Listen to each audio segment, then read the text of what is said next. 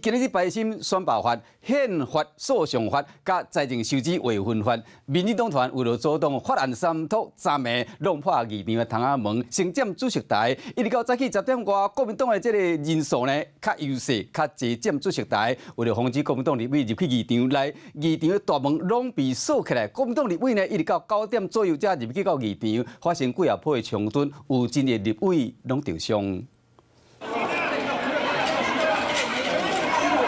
用椅仔挡条的国民党立委想要为旁软入去，这个市卡心甲赖士宝拢有看到人啊，徛伫内底，民进党立委拢甲挡条咧，双方是你来我往，拢无要相让，这件代志还为昨暝开始讲起。你们在干嘛？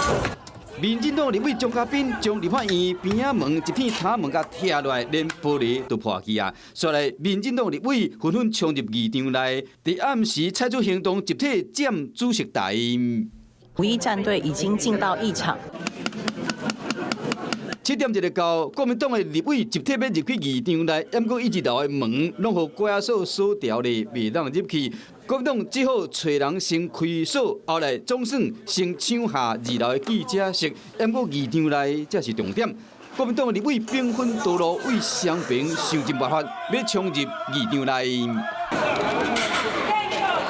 这个时有人咧破水，国民党要进入议场的时，爱想办法先将头前这椅仔搬掉。 过程中，民进党立委拢伫动，一直到9点8分，国民党立委张志伦先找到一个旁冲入议场，不过战场那一位尔。